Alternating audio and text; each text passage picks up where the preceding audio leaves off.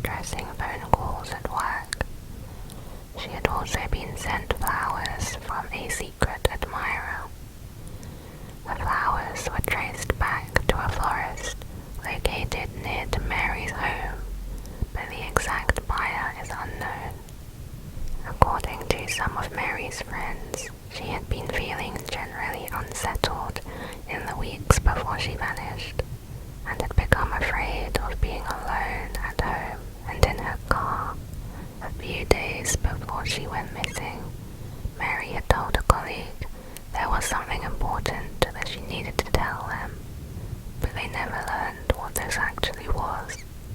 On October 14, 1965, while her husband Roy was out of town, Mary had dinner with a co-worker and went shopping for a few hours. She said goodnight to her friend around 8 p.m. and went to her parked car. Mary did not show up for work the following morning and could not be reached at home. Her boss, Gene Rackley, went to the shopping centre and found the car in the parking lot, so he called the police. The license plate had been switched with another stolen vehicle. Women's underwear, a slip and a girdle were neatly folded inside the car. A bra was lying on the floorboard alongside a stocking which had been cut by a knife. Mary's car keys, purse, and the rest of her clothing were nowhere to be found. There were traces of blood on the clothing and throughout the vehicle. However, the amount of blood was small. Roy Little kept mileage logs for the car, and after comparing them with the odometer, there was about 41 miles which could not be accounted for. The night of Mary's disappearance, there were 2 sightings by gas station attendants. The woman thought to be Mary avoided eye contact and appeared to be treating a cut on her head. She was accompanied by a man in Charlotte, and then 2 unidentified men in Raleigh, who seemed very controlling of her. Some of Mary's friends disliked Roy and refused to attend their wedding, but Mary always gave the impression she was happy with her marriage.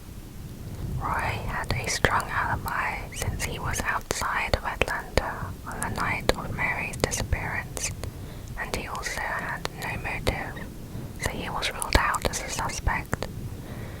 Roy did not seem overly concerned about his wife's disappearance, and he refused to take a lie detector test. Next is the mystery of Sarah Jo. In 1979, 5 local Hawaiian men took the day off to go on a fishing trip in their 17-foot Boston whaler named the Sarah Jo. The men on the trip were Benjamin Kalama, Ralph Malaikini, Scott Mormon, Patrick Wosner, and Peter Hanchett. They had been friends for several years. Between them, they had over 50 years of sea-going experience. Ralph was a professional fisherman. They left the harbour at around 10 a.m. The water was calm and it was a nice, clear day. At 1 p.m. there was a freak wind and a storm came in. Peter's father, John Hanchett, grew concerned and went out to look for them, later joined by marine biologist John Norton and Captain Jim Cushman of the Coast Guard on the 3rd day. No trace of the Sarah Jo or the 5 men was found.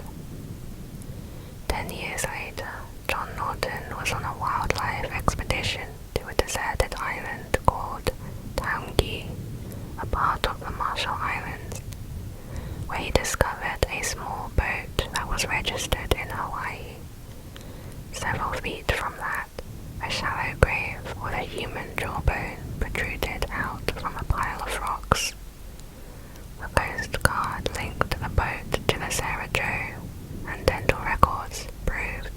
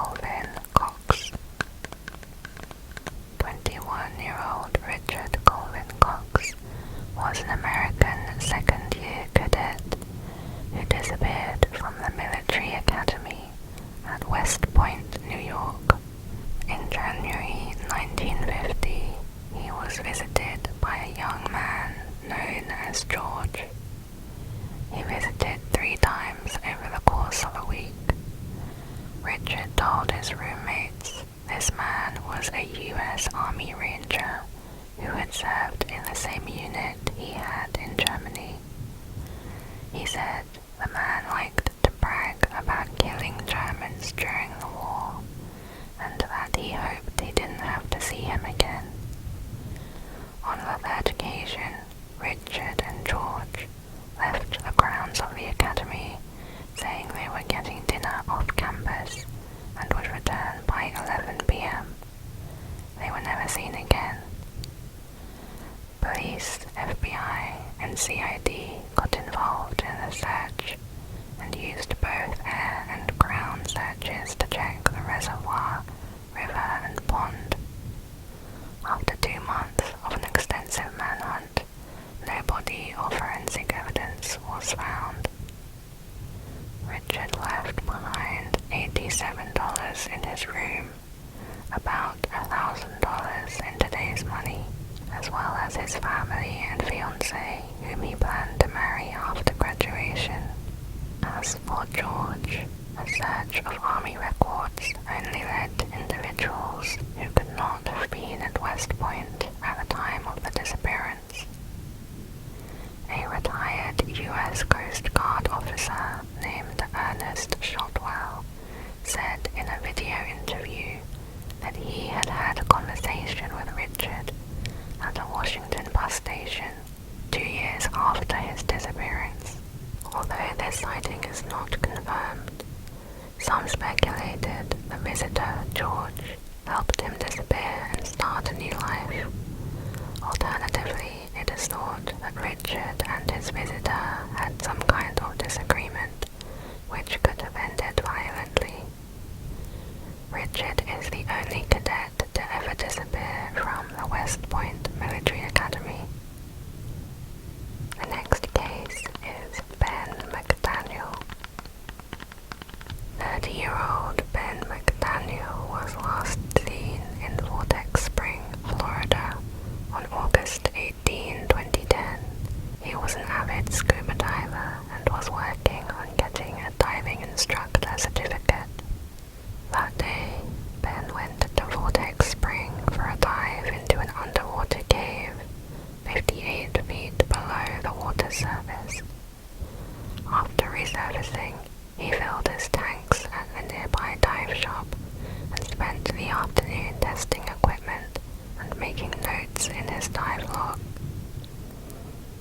Later in the evening, he began descending again for a second dive around 7:30 p.m. Ben never returned home and has not been heard from again. 2 days later, on August 10th, employees from a nearby dive shop contacted the Holmes County Sheriff's Office after they realized Ben's pickup truck was still parked in the parking lot. Ben left behind several items in his truck, including a wallet with $680 cash, his driver's license, cell phone, dive logs showing the cave's exploration, and a map he made. Phone records show the last call he made the night he vanished was to his mother. He also left behind his dog at the beach house. Police believed that Ben never resurfaced and might have drowned somewhere in the cave during his dive. For months, divers searched nearly the whole cave. They found no sign of his body. 2 tanks known to belong to Ben were discovered near the entrance of the cave. The theory is that he drowned inside the cave and was washed out, since he was described to be overly confident in his diving abilities, or that he was attacked after resurfacing. Some believe the owners of the dive shop may have found out about Ben drowning and moved his body somewhere else to avoid liability, as the owner had a criminal record.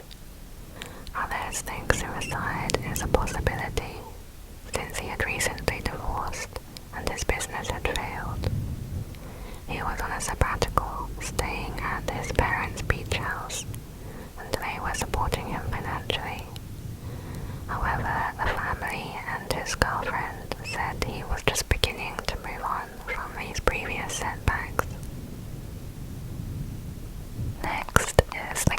of Jennifer Kesse.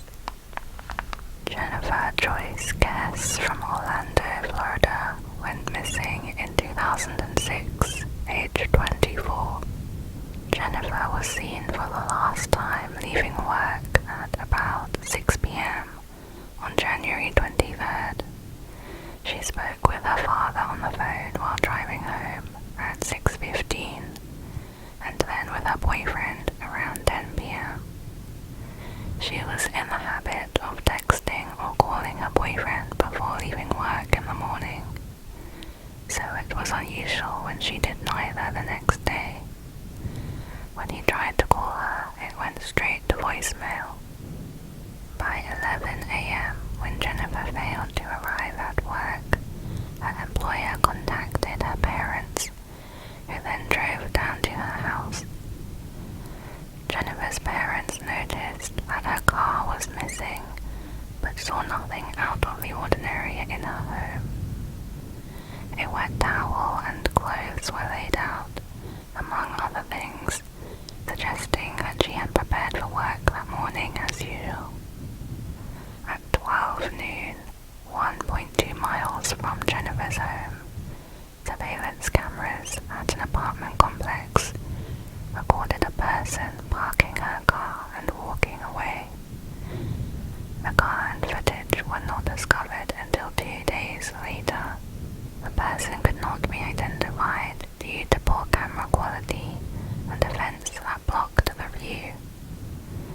The first theory was that Jennifer left her apartment for work and locked her front door, being abducted at some point while walking towards or getting into her car. A forensic examination of the car gave little evidence. Investigators believed it had been wiped down. Also missing were her cell phone, iPod, keys, purse and briefcase.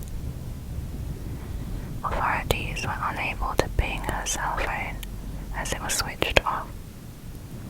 Her bank account has not been used since her disappearance. Jennifer's boyfriend and ex-boyfriend were ruled out as suspects.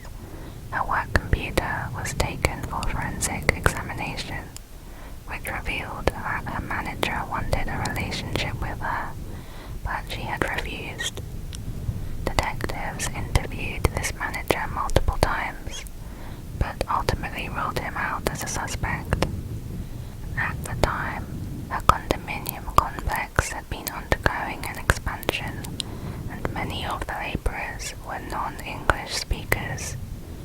Jennifer told family members they had constantly catcalled, whistled and harassed her, making her very uncomfortable. Due to the language barrier, investigators were unable to interrogate many of them. No leads were discovered, but one theory is that the perpetrator was one of these construction workers, who then hid her body under the concrete they were pouring the next day. Next is the case of Juan Pedro Martinez. In 1986, a delivery driver, Andre Martinez, was tasked with transporting 20,000 liters of sulfuric acid from Cartagena to Bilbao, Spain. He, his wife Carmen, and 10-year-old son Juan Pedro were in the truck. The drive would take over 8 hours and take them through steep, narrow mountain passes. It's not known what happened in the truck cab that day, but something was not right. Andre was apparently driving erratically, running at least one car off the road and taking the mirror off the second car. The roads in the Somosierra mountain pass are steep, with sharp turns, but the truck was going at 90 miles per hour. They were going too fast when they reached a curve, and the truck tipped over. The cab of the truck buckled on impact, killing both Andre and Carmen instantly. The sulfuric acid began to spill out, which triggered small explosions. Thousands of pounds of lime were brought in to soak up the sulfuric acid and keep it from reaching any nearby waters. The brakes were checked and found to be working fine. When investigators realized that Juan Pedro should have been in the wreckage, they launched a search that is still going on today.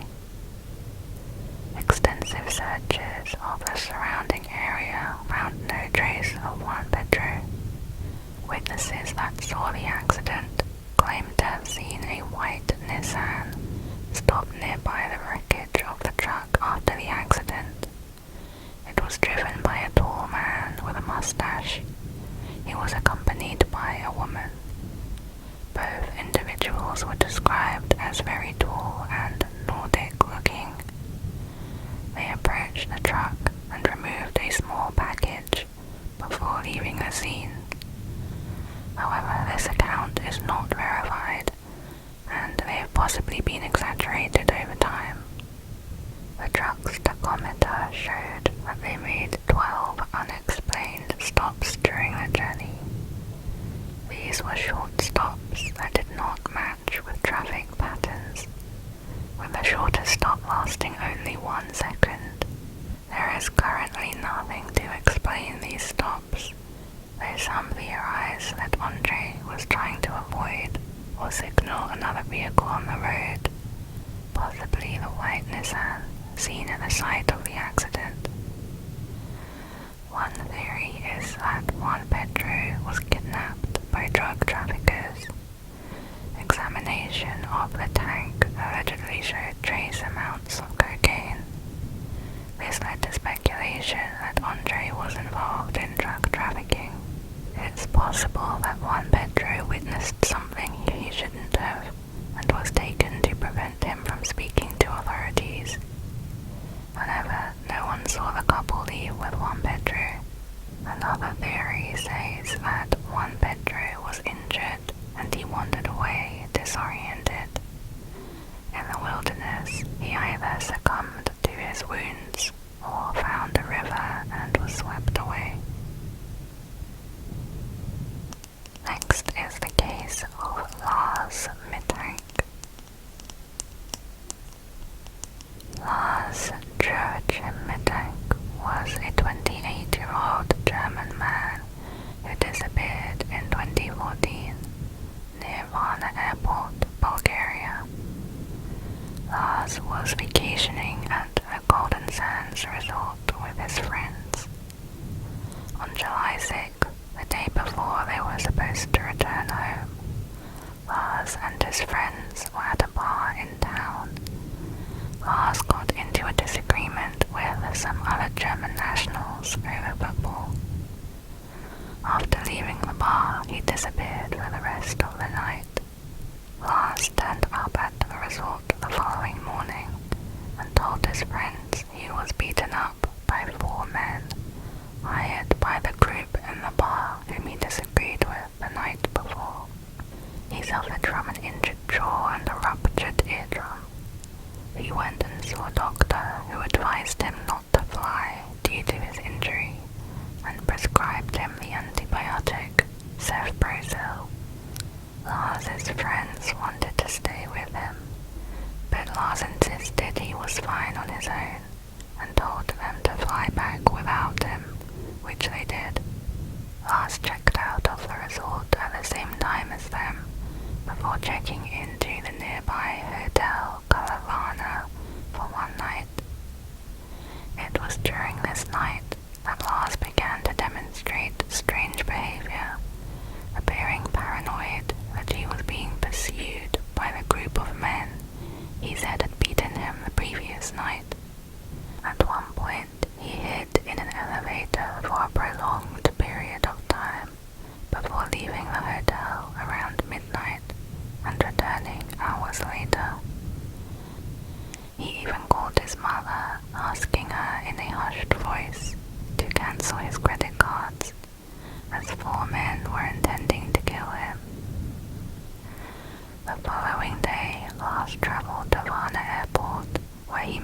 with the airport doctor to discuss if his ear had healed enough to allow him to fly home. During the conversation, they were interrupted by a man who was working on a construction project at the airport. The doctor said that Lars began to tremble. He yelled, "I don't want to die here. I have to get out of here." He then got up, dropped all his stuff, and ran out of the office. He left behind all his luggage, including his wallet, cell phone, and passport. Lars fled from the airport wearing only his t-shirt and shorts. Multiple cameras record him running across the car park before climbing a fence and disappearing into a field of sunflowers. He has not been seen since. Some doctors have suspected that Lars' unusual behavior was the result of a rare side effect from the antibiotic that he was prescribed. However, according to the airport doctor, Lars had not been taking his medication. He didn't take those antibiotics. He didn't even fill out his prescription, the doctor said. So his behavior couldn't have been a result of that. "I can't think of a single reason why he left my office in such a panic. I'm still confused," he said. Lars's mother said that he had no history of mental illness. About a year after his disappearance, a truck driver thought he saw Lars hitchhiking in Varna. There have been multiple reported sightings, but none have been confirmed. In 2019, a German truck driver gave a hitchhiker a ride. The driver became aware of the case later and said that the man had resembled an older version of Lars. He had long hair and a beard, his eyes seemed tired, and his cheekbones were prominent.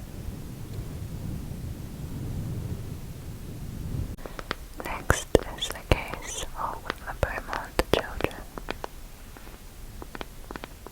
Jane, Anna, and Grant Beaumont were 3 Australian siblings who disappeared from 𝐦𝐻𝐞𝐿 Beach near Adelaide, Australia, on Australia Day 1966. They were aged 9, 7, and 4 years old. On the morning of January 26th, the children asked their mother if they could visit 𝐦𝐻𝐿 Beach again. As it was too hot to walk, they took a 5-minute bus journey from their house to the beach and were expected to return home on the 12 noon bus. Their mother, Nancy, became worried when the children did not return on either the 12 or 2 p.m. buses. When their father, Jim, returned home around 3 p.m., he immediately drove to the busy beach. Unable to locate the children, he returned and they both searched the streets and visited friends' houses. Police investigations revealed that on the day of their disappearance, several witnesses had seen the children at the beach with a tall man in his 30s with light brown hair, a thin face, and sun-tanned complexion. He was wearing swimming trunks. The children were playing with him and appeared to be relaxed and enjoying themselves. The man had approached one of the witnesses, asking if anyone had been near the children's belongings, as their money was missing. The man then went off to change while the children waited for him, and the group was seen walking together away from the beach at around 12:15 p.m. Confirmed sightings of the 3 children occurred at the Collie Reserve and at a local cake shop. The Beaumont parents described their children as shy, especially Jane. For them to be playing so confidently with a stranger seemed out of character. Investigators believed that the children had perhaps met the man during previous visits and had grown to trust him.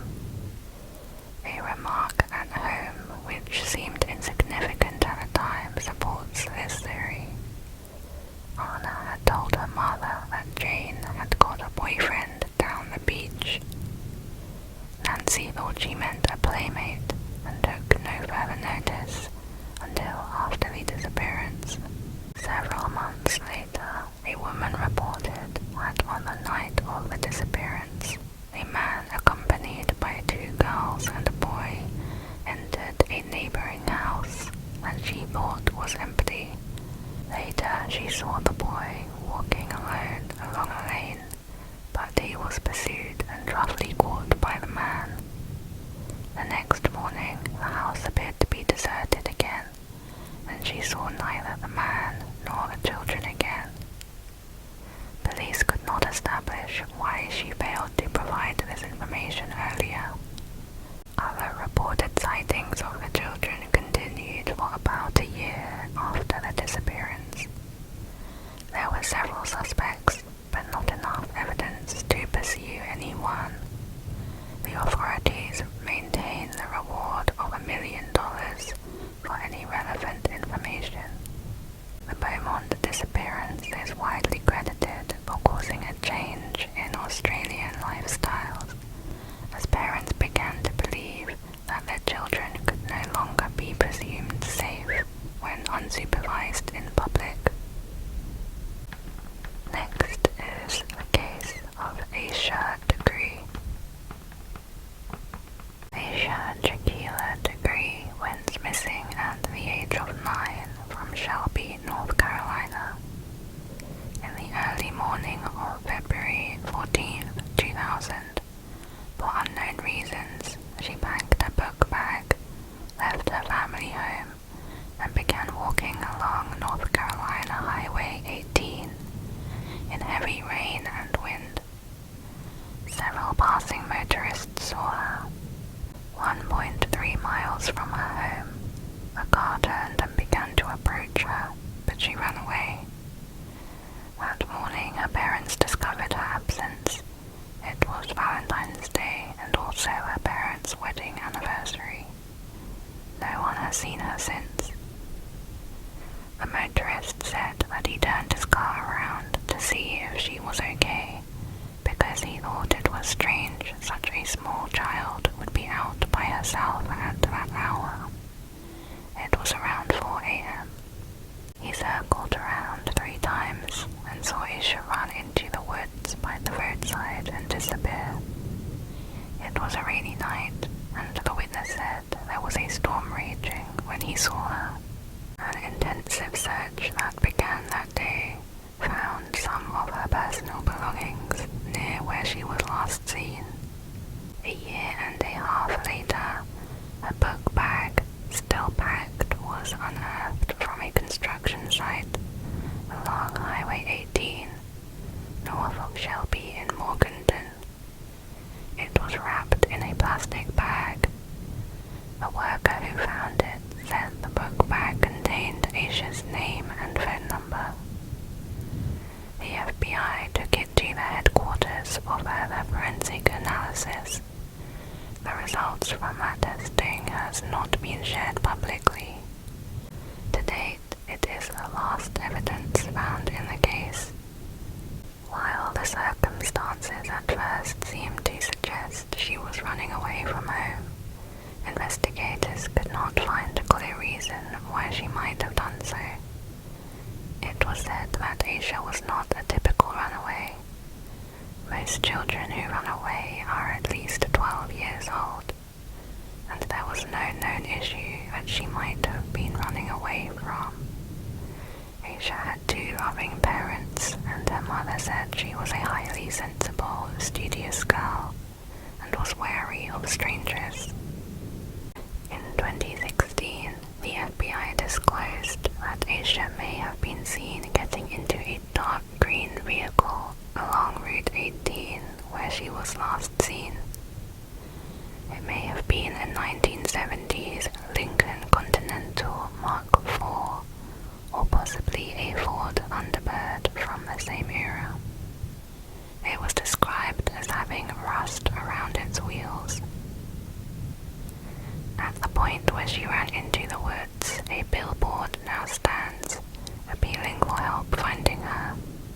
Her family organize a walk to it every year.